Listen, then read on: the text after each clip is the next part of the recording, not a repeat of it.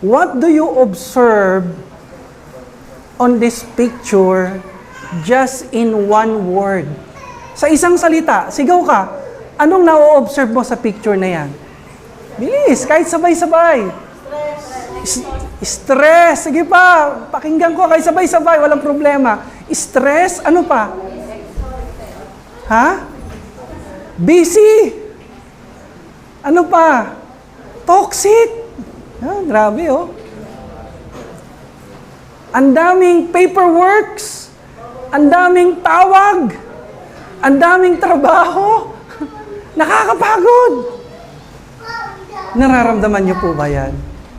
Minsan, nararamdaman natin yan. Next question. Huwag mo muna papakita, anak. Next question, ha. Number po itatanong ko, kaya kailangan mabilis. Ilan po ang galamay ng octopus? Bilis. 16? Ano pa? Bilis, bilis. O papakita, anak. Ha? 10. Okay. Ano pa? Sigaw, bilis. Ilan? Ilan? Ilan ang galamay? 7? 8? 8? 8? Labas na po natin, Kuya Andre, ang sagot. Palakpakan po natin ang ating mga sarili. Ang gagaling naman ninyo. Palakpak naman. Palakpak po. Lakas-lakasan. Ang husay. Ang sabi po ni Ate Chris nung nakaraang discipleship training po namin, pag out of focus ang isang tao, para daw po siyang octopus, yung galamay po niya kung saan-saan direction. Kung saan-saan direction gusto pumunta, kung saan-saan. Lots of movement, but no direction. Tignan mo yung katabi mo, mukha bang octopus? Ang tao daw po na wala sa hulog, wala sa sarili, lutang. Lutang. Yung tao na walang priorities, hindi niya alam yung mahalaga at hindi mahalaga. Kung ano-ano pinapasukan, kung ano-ano sinisimulan. Para daw yung octopus. Pero salamat po sa Panginoon, ang Diyos po ang nagpapaalala sa atin. Amen. Alam niyo po, octopus, maiksi lang po buhay. Sino dito gusto humaba-haba ang kanyang buhay? Sino dito gusto niyang mas ma-enjoy pa niya ang kanyang buhay? Okay, malakas ang sagot. Ang sabi po ni John Maxwell, kapag parang nawawalan po siya ng oras, sino dito nakakaramdam niyan? Yung parang nawawalan ka ng oras, nagkukulang ka ng time. Ang ginagawa po ni John Maxwell, chine-check niya po yung priorities niya. Pakisabi nga ng malakas sa katabi mo, check your priorities. You need to check. You must check your priorities. Tingnan niyo po, sabi ni John Maxwell, when I feel that I don't have enough time, I need to examine myself, my calendar, my choices, and my priorities. Hindi po totoo yung sinasabi ko minsan na, ay sorry, wala akong time. Ubus na oras ko. Kung ikaw ay nililigawan, kung ikaw ay sinusuyo, sino dito yung nililigawan? Sino dito yung sinusuyo? Pakinggan mo to maigi. Kapag ikaw ay sinusuyo ng isang binata at sinasabi sa'yo na, sorry, I don't have time. But you know, I care for you. I love you with all my heart. Kaya lang wala akong time kuminsan. May problema yan. Ang totoo, hindi dahil sa wala siyang time, kundi hindi kanya priority. Nagigets natin? Na po, hindi kanya priority. Huwag mong sabihin na, ay sorry boss, naubos na talaga yung time ko, talagang masyado lang ano. Sabihin mo sa kanya, hindi totoo na wala kang oras. Lahat tayo binigyan ng 24 oras. Ang totoo, hindi mo priority yung trabaho mo. Kaya hanap ka na ng trabaho. Gano'n lang kasimple yun. Maghanap ka na ng ibang trabaho mo. Amen po? Minsan may mga tao nagsasabi na, Pastor, pasensya na, masyado akong busy, hindi po ako makapag-church. Pero mahal ko, Panginoon, hindi po totoo yan. Ang totoo, hindi dahil sa wala ka ng time at hindi ka na makapag-attend, kundi ang totoo, hindi mo priority ang Panginoon at ang pag-church. Hello! Nasusundan po ba natin? At salamat sa Panginoon, kaya ho tayo nandito dahil priority po natin ang Panginoon. Mahal po natin ang Panginoon.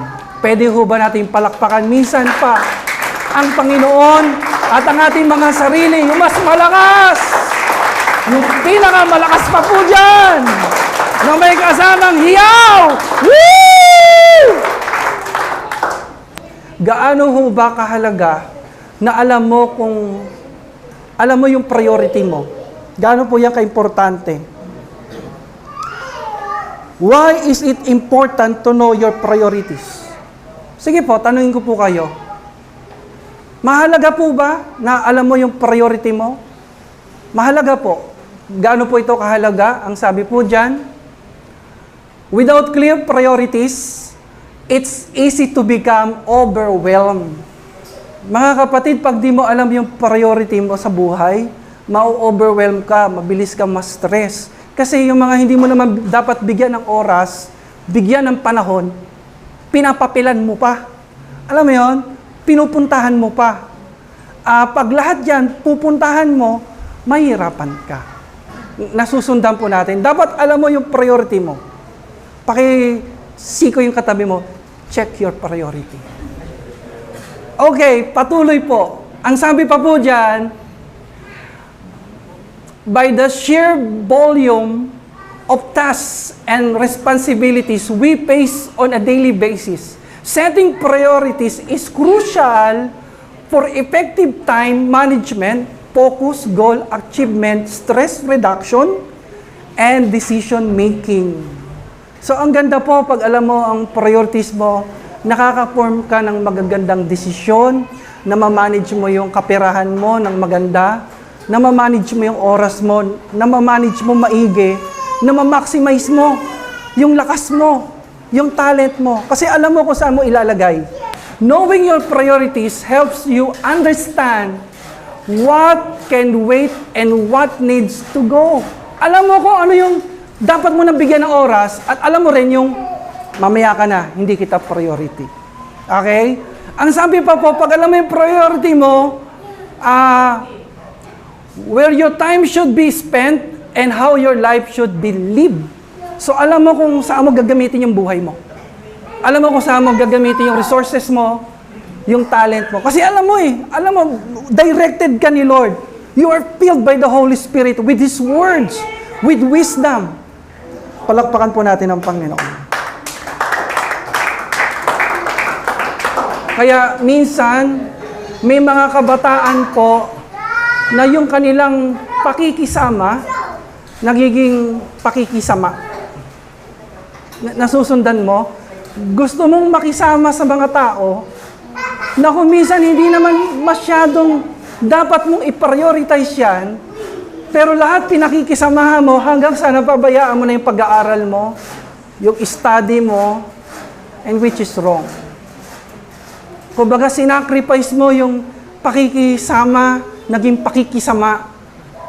Binuhos mo yung oras at panahon mo, kaya napabayaan mo na yung pangarap mo sa buhay na makapagtapos, which is bad. Ang tanong po sa araw na ito, do you want to be successful? Sino dito gustong magtagumpay? Sa marriage niya, sa business niya, sa calling niya, sa ministry na meron siya. To change your life is to change your priorities. Kung gusto mo talaga magbagong buhay, tignan mo yung mga listahan mo na pinaprioritize mo. Ako po, ganun ko po na-experience yung pagbabagong buhay. Nung nakita ko na masyado akong nagbibigay sa mga oras, panahon, sa mga worldliness, sa mga tao na hindi naman nakakabuti sa aking pananampalataya, kinat ko sila eh. Kinat ko po.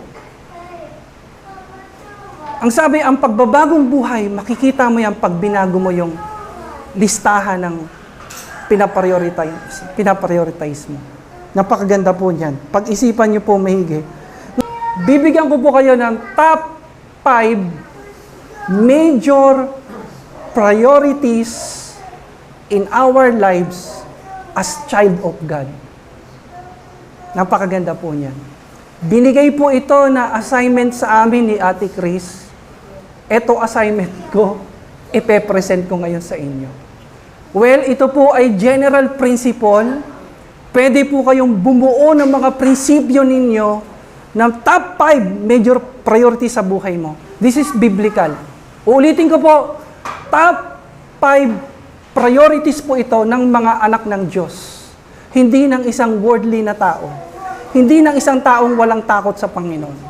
Okay, number 1 priority po natin. Number 1, pakisabi, God. Pakisabi, put God first. We need to put God first in our lives. Unahin mo ang Panginoon. Gusto mo maging successful ka? Gusto mo magtagumpay ka sa buhay? Gusto mo maging maganda takbo ng pamilya mo? Lagi mong ilagay si Lord. Ang sabi ng Matthew 6:33, sabay-sabay nga po tayo, 1, 2, 3, go. Seek ye first the kingdom of God and His righteousness, and all these things shall be added unto you. Ang ibig po sabihin yan, sa lahat ng gagawin mo, sa buhay mo, laging una si Lord.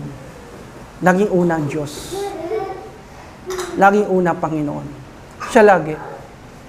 Sa mga taga-sanlibutan, kapag tinanong mo, ano ba yung top 5 major priorities sa buhay mo? Laging material na bagay. Lagi sa material. Pag tinanong mo sila, anong gusto mo sa buhay mo? Gusto ko sports car. Yung kulay red. Sports car kagad. Alam mo, nakakatakot yun. Nakakatakot pag material kagad ang gusto mo.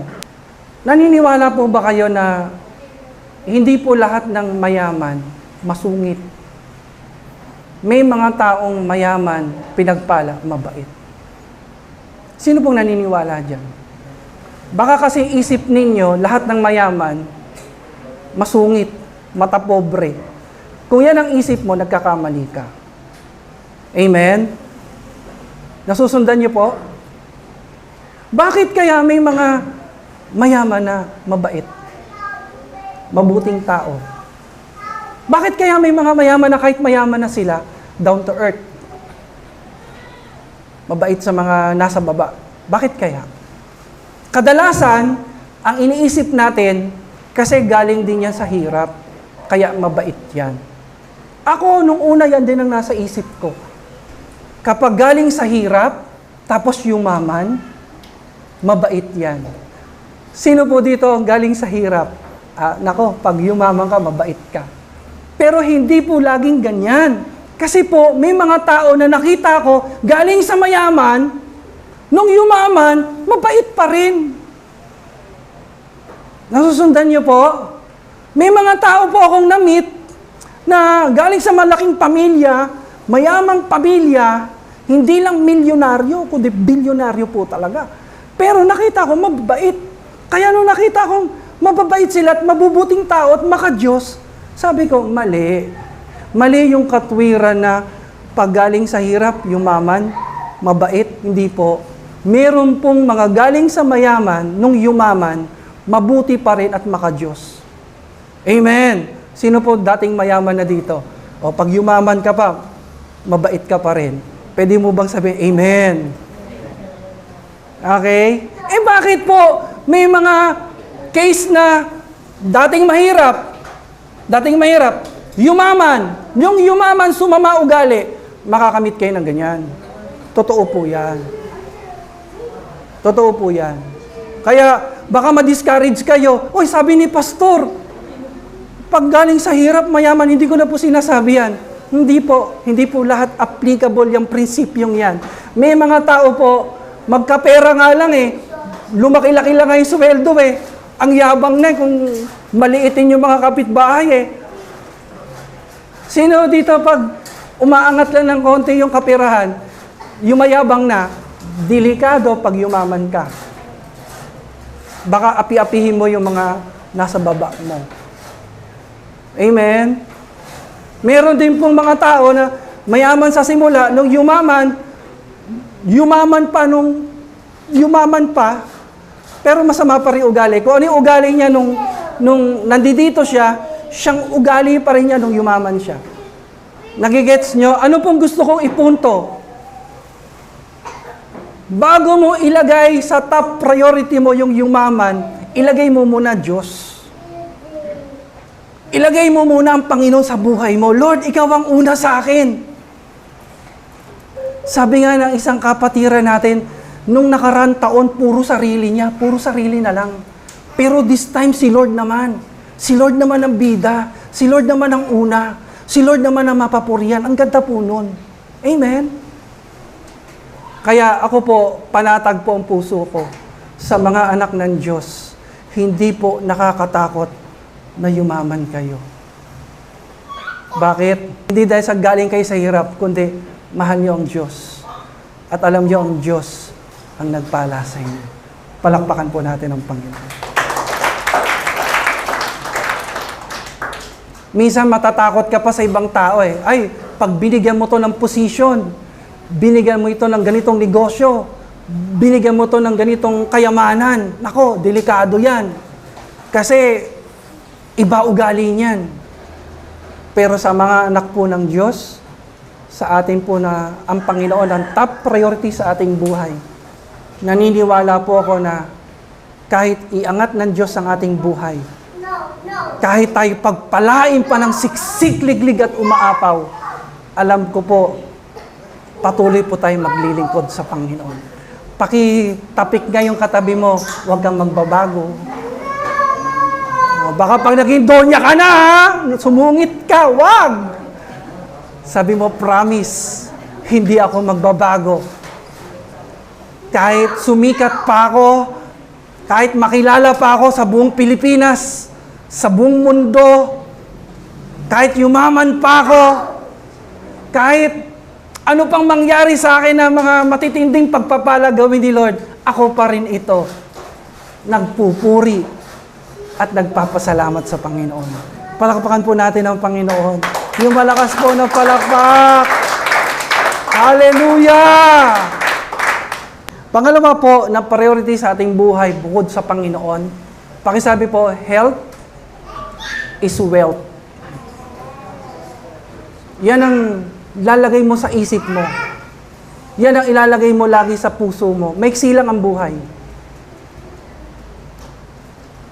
Kaya dapat hanggat maaari, planuhin mo kung paano pa mag-i-expand yan, mapapalawak yan, hahaba pa yan. Sino po dito gusto niya yung medyo humahaba pa kanyang buhay? Hindi ko maintindihan yung sinasabi ng mga matatanda nung araw. Sa palengke, habang bumibili ako ng karning baboy, sabi sa akin, pag laging baboy kinakain mo, alam mo, mananatili kang bata. Forever young.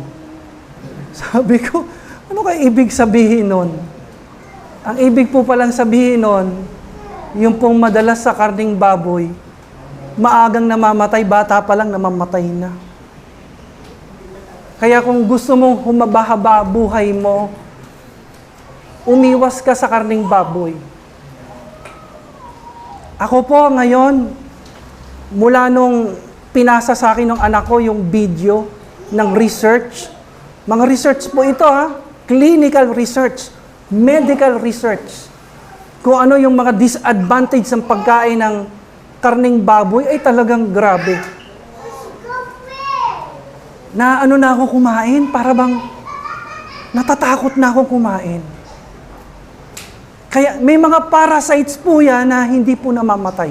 Kahit lutuin mo yan, hindi po namamatay. Kaya ho pala sa Biblia, binabawal na pagkain yan. Nakita nyo, ang Muslim di kumakain yan. Ang sinaunang mga Hudyo, kahit yung mga modern Jews sa Israel, hindi kumakain yan. And even the early Christians, hindi po kumakain ng meat ng baboy. Kasi po, hindi siya nilikha ng Diyos para kainin. Scavengers yan. Nag-i-exist sila para kumain ng mga dumi. Para maging malinis ang ating community. Ganyan po yan. Ngayon, tayo mga modern Christian na tayo, modern Christian, nakain na tayo niyan. Kaya po, ako po, nung nabasa ko yon, na-research ko yon, sabi ko, Lord, ingatan mo kami. Kaya pag kumakain ako ngayon, di ba, alam niyo naman, lagi tayong nayayaya sa mga kasalan, dahil tayo po nagkakasal. Ay, grabe po. Ganun na lang po yung panalangin ko na pag nandiyan yung mga litsong baboy na masasarap. Panginoon, linisin mo ang pagkain ito mula sa parasites in the name of Jesus. Matinding prayer. Hindi ko na ini-enjoy. At kung kakain ka man, talagang todo panalangin para malinis at maging safe sa'yo. Kung gusto mong pagandahin ang pangangatawan mo, bantayan mo kalusugan mo kasi anong mangyayari sa'yo kung yumaman ka nga, sakitin ka naman. May kilala po kami, ang lakas kumita, manager. Ang lakas kumita. Manager ng isang fast food, lakas kumita, ang daming pera. Alam mo nangyari sa kanya? Dahil hindi niya priority yung health, hindi niya priority yung kanyang kalusugan, dumami pera, nakaipon, na hospital naman. Sayang. Sabi niya sa akin, Pastor, alam mo, na-realize ko, hindi hanap buhay ginagawa ko eh. Hanap patay. Kasi pinapatay ko yung katawang ko sa trabaho. Health is wealth. Kaya, I pray na alagaan po natin yung kalusugan natin.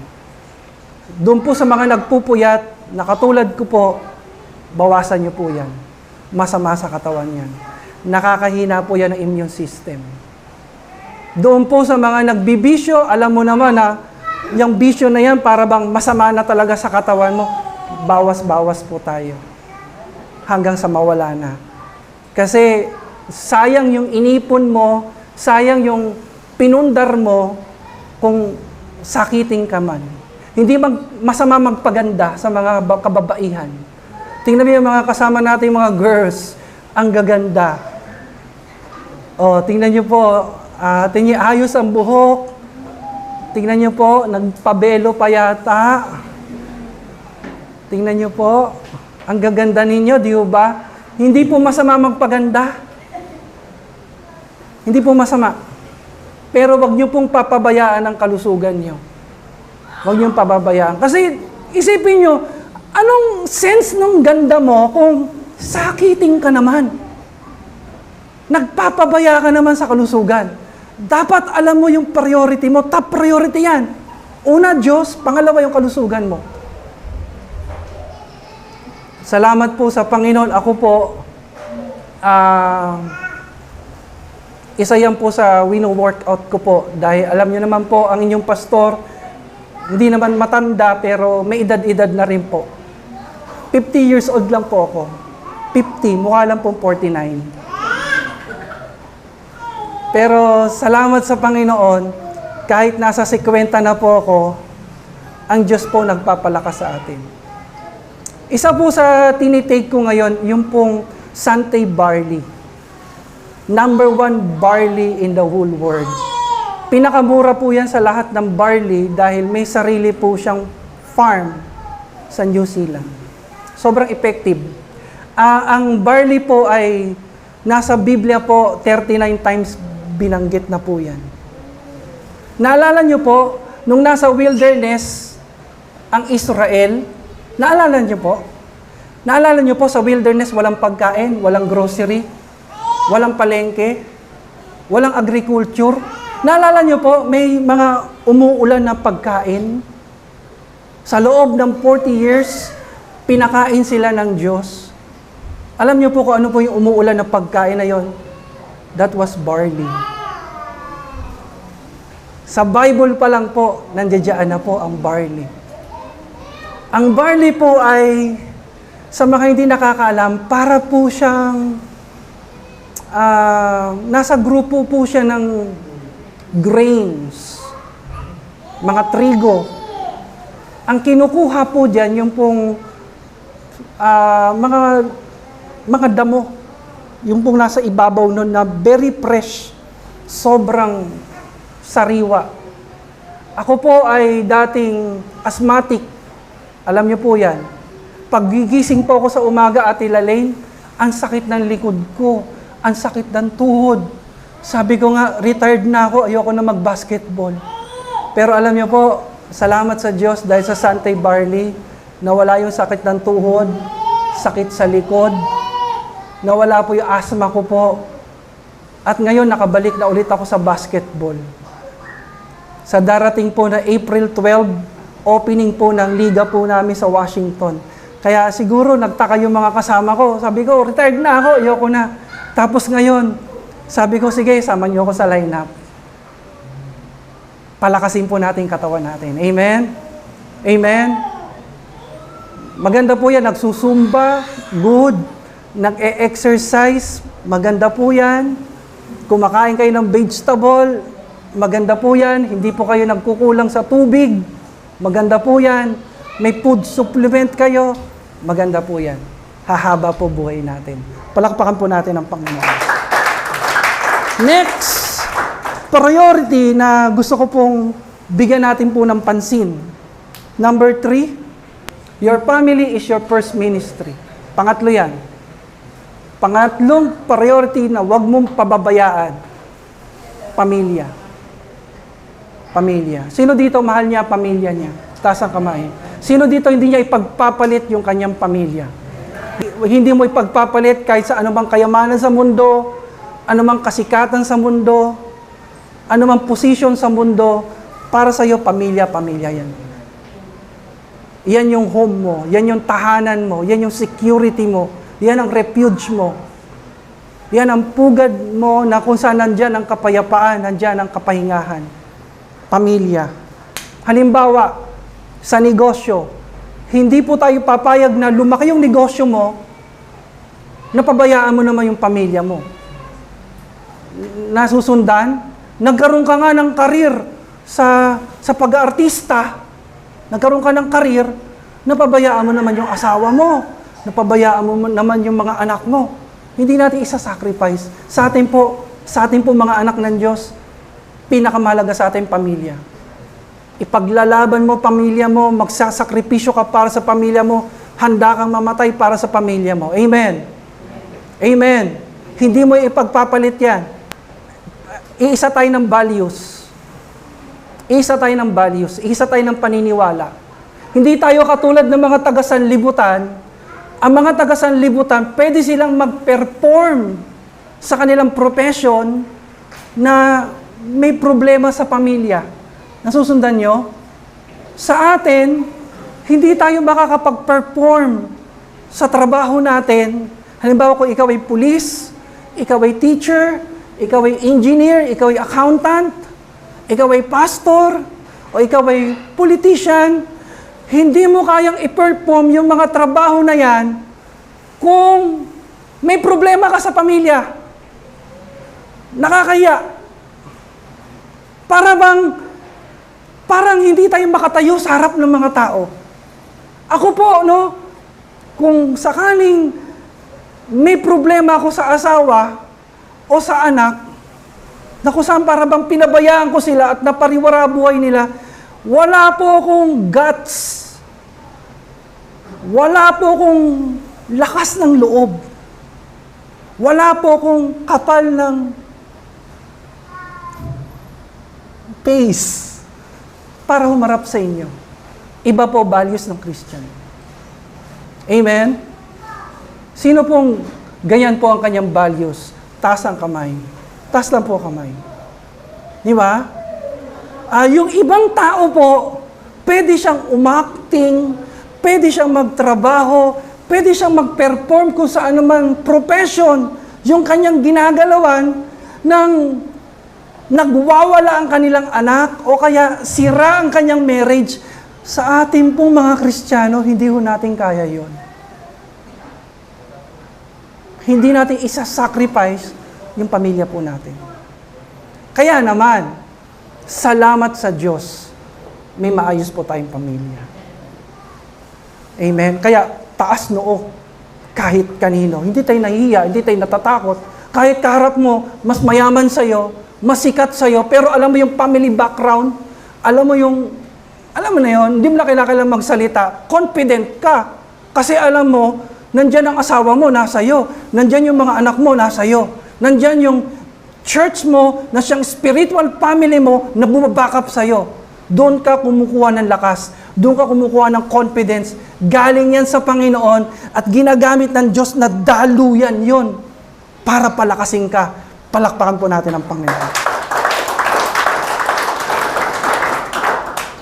Pang-apat po na priority as we end, 5 lang po yan, na hindi natin pababayaan, yung pong tinatawag na, pakibasa po, financial freedom. Huwag po natin yan pababayaan. Hindi po totoo na ang Kristiyano ay tinawag maghirap. Hindi po totoo na ang mga Kristiyano ay tinatawag ng Panginoong Diyos na magkahirap-hirap sa buhay. Ako po, akala ko ganun ang Kristiyano. Dahil ang tatay ko po ay extreme Pentecostal. Mga sinaunang Kristiyano. May TV po kami pero hindi niya pinapapanood yun sa amin. Lumaki po ako sa ganung pagpapalaki na hindi mahilig yung tatay ko sa TV, sa mga kasangkapan sa bahay, sa mga sounds. Hindi nga nagbabasa ng dyaryo yun. Hindi naniniwala sa computer o sa cellphone. Sinaunang tao, sinaunang Kristiyano, kaya naman niyang mabuhay ng masagana dahil napakalaki ng lupain niya po doon po sa malapit sa Boracay. Pero pinili niyang maging simpleng buhay, nagbibisikleta lang. Sabi ko sa sarili ko nung araw, akala ko ganon yung picture ng Kristiyano, parang simple lang. Na kapag yumamang ka, magiging worldly ka. Yun ang isip ko. Pero as we study the Bible, makikita mo, may mga anak ng Diyos sa Biblia na talagang naghirap. Pero may mga anak ng Diyos sa Biblia, like Abraham, Job, King David, mga taong pinagpala. Nasusundan ninyo, kung may nakikinig sa atin ngayon na naghihirap, naniniwala po ako na kung anak ka ng Diyos, hindi ka pababayaan ng Panginoon. God will provide. God will bless your life. Amen. Amen. Pero, tayo po ngayon, na nakikinig ngayon, gusto ko pong ilagay sa inyo na kung ikaw yung tao na hindi nangangarap na pagpalain ka financially, ginagalang po namin yan. Pero, para na lang sa mga anak natin. Sila na lang po isipin natin. Amen? Amen? Para i-balance lang natin. Hindi ko po sinasabi na, sige, hangarin natin magsiyaman tayong lahat. Ang heart po natin, we want to be blessed because we want to be a blessing sa ating pamilya, sa ating community, sa mga tao sa paligid natin. Palakpakan po natin ang Panginoon. Hindi po mababawasan ang pagiging godly mo pag pinagpala ka ng Diyos. At hindi ka nga nakakatakot pagpalain dahil sa godly values na taglay mo. I just pray na mas dumami pa nga po ang mga anak ng Diyos na yumaman at totoong pagpalain ng Panginoon para bago dumating ang Panginoon, makapag-mission tayo, mailapit natin yung mga tao sa paanan ng Panginoon. Gamit yung resources natin, gamit yung wealth, gamit yung kayamanan, na pansamantalang pinahiram sa atin ng Diyos. Pwede po ba natin gawin yon? Kasi po, paano natin sasabihin sa tao na buhay ang Diyos kung ang buhay natin wala pong pagpapala na maipakita? Paano mo sasabihin sa tao na ang Diyos nagpapala, ang Diyos nagbibigay, ang Diyos ay Diyos ng kasaganahan, at kapag tinignan ka, hindi ka kapani-paniwala? Gusto po natin maranasan yung pagpapala po ng Panginoon. Ano pong gagawin natin? Ang sabi ng Biblia, bawal sa Kristiyano ang tamad. Sikuhin mo yung katabi mo, huwag kang tamad. Pinagbabawal sa Biblia yung tatamad-tamad, yung mahiyain. Bawal yan.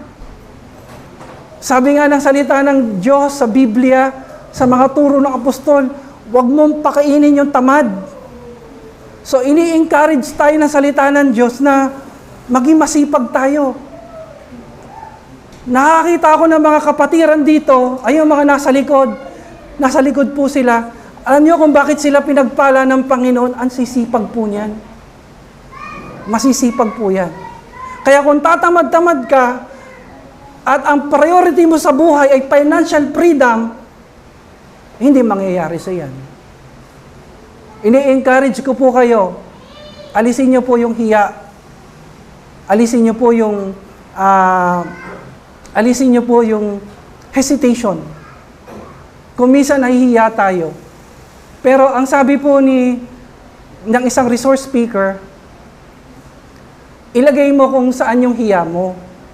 Halimbawa, nahihiya kang magtinda, nahihiya kang mag-offer ng produkto, mag-offer ng service, nahihiya kang i-offer yung pwedeng gawin ng company mo, nahihiya ka.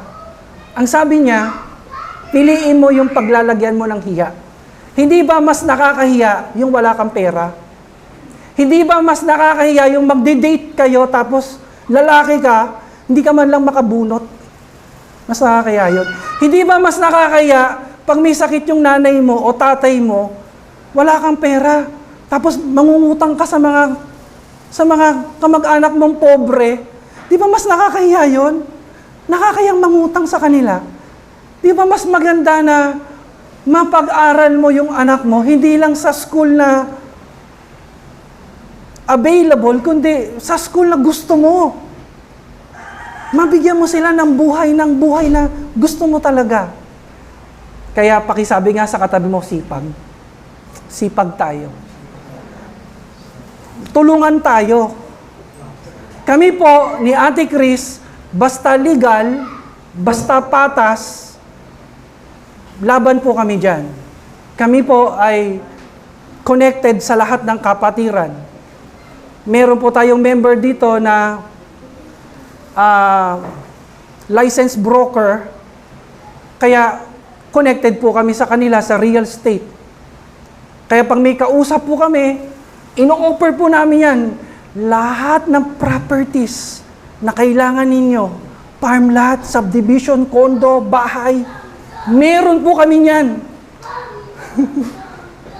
Dahil meron po kaming licensed broker. Lahat po ino-offer namin. Yung kapatiran po natin dito, nag-aalaga ng mga imported na aso, halos naibenta na yata namin yung mga alaga nila, mga baby puppies nila na mga golden retriever doon sa subdivision namin. Di po kami nahiya. Kasi disente po yan. Legal po yan. At wala tayong dinadayang tao. Kaya kami po, alcohol supplier din po kami. Meron din kaming flower shop sa loob ng bahay. Nagtitinda po kami ng magagandang bag. Top grade bags. Nagtitinda rin kami yan. Top grade bag, damit, lahat. At ngayon po, ang ino-offer po namin, Santay Barley with Kuya Kim Atienza. One of these days, i-invite po natin siya mag-preach sa ating church. Pwede po ba yun? Palakpakan po natin ang Panginoon. Tulungan po tayo. May kapatiran tayo dito, may grocery. I-offer po niyo yung tinda niya. May soft drinks, may bigas, lahat po ng kailangan sa groceries, meron po yan. Ganun lang po. Ito po, napakasarap ng halo-halo sa ano nila, sa kantin po nila. Talo po yung Chowking. Halo-halo. Puntahan niyo po mamaya. Dahil kamakailan po, nag-pre-taste po yung may-ari. Gusto niyo po ba, Pastor, tikman yung halo-halo namin? Ay, napakalaki oh. Grabe. May ube, may ice cream, may leche flan, may langka. Grabe. Hallelujah. Sabi ko, ano man ang ginagawa nyo sa lingkod ng Diyos, sa Panginoon nyo po yan ginagawa. Hindi ko po kaya suklian yan. Ang Diyos po magsusukli niyan. Pagpalain po kayo ng Panginoon. Ang sarap. So tulungan po tayo dito mga kapatid. Amen po. Kasi po ang masipag, pinagpapala ng Diyos. Dagdagan po natin, ang masipag, hinahabol po yan ng pagpapala ng Panginoon. Palakpakan po natin ang Panginoon. Yung malakas po na parang sinasalo po natin ang pagpapala ng ating Ama sa langit. Hallelujah. Ito na po ang kahulihan and we will pray. Number 5. Ito po'y kasama sa top 5 priorities ng isang anak ng Diyos. Number 5. Mentoring and discipleship. It will bring us growth. Kung gusto mong mag-grow ka, kailangan mo ng may magme-mentor sa iyo. Taas po ang kamay. Sino ditong gustong mapalapit sa Panginoon? Taas nga ang kamay. Gusto mo mapalapit sa Panginoon? So kung gusto mo mapalapit sa Panginoon, magpa-mentor ka sa mga taong malapit sa Panginoon. Huwag kang magpapamentor sa kaibigan mo, sa barkada mo, not worldly. Kahalayan ang ituturo sa iyo niyan. Kundi magpa-mentor ka sa mga taong malapit sa Diyos. Taas ulit ang kamay. Sino dito gustong dumami po ang pera? Dadami pera. Taas po. Nakikita ng Panginoon yan. Gusto mong dumami pera mo, hindi sa sarili mo, kundi sa pamilya mo at sa mga taong gusto mong tulungan. Well, kung gusto mo ng financial freedom, di lumapit ka sa mga tao na pinagpapala sila, nagsasucceed sila sa negosyo. Huwag kang pupunta doon sa mga tao na utang ng utang. Ay, mahahawa ka dyan. Magiging utangera ka. Nagigets ninyo? Kung sino yung kinu-close mo, kung sino yung nilalapitan mo, contagious siya, nakakaawa yan. Kaya gusto mo yung tao na yung mag-aangat sa'yo, hindi yung magbabaksak sa'yo. Amen. Gusto mo ng financial freedom? Uulitin ko po, makinig ka sa mga taong bihasa na dyan, nakaranas na niyan. Sino dito gustong maging healthy, humaba ang buhay, taas ang kamay. Simple lang, lumapit ka sa mga taong health conscious. Health conscious. Iba po ang diet niyan, iba values niyan, iba discipline niyan, nakakahawa yan. Mamementoran ka nila. Amen. Sino dito gusto ng maayos na pamilya? Taas ang kamay. Maayos na pamilya. Yung strong family, happy family, naglilingkod sa Diyos. Syempre, lumapit ka sa mga tao na family-oriented. Pero kung ang barkada mo, mga tao na wasak ang pamilya, pabaya sa anak, pabaya sa asawa, mahawa ka niyan. Layuan mo yan. Lumapit ka sa mga tao na may maayos na pamilya, binibigyan ng oras ang pamilya. At kapag ganito po ginawa natin, alam mo yung priority mo, hindi ka na mahihirapan. Kapag may papasok na bagay na conflict sa priority mo, sasabi mo, sorry, hindi ko po yan priority. Amen? Amen po? Hindi ka na yung tao na oo ng oo. Lahat ino-oohan mo. Oo. Hindi ka na ganon. Hindi ka na ganon. Kundi, i-check mo Ops, nasa listahan ba yan ang priority ko? Pag wala, sorry po. And God will give you success and victory.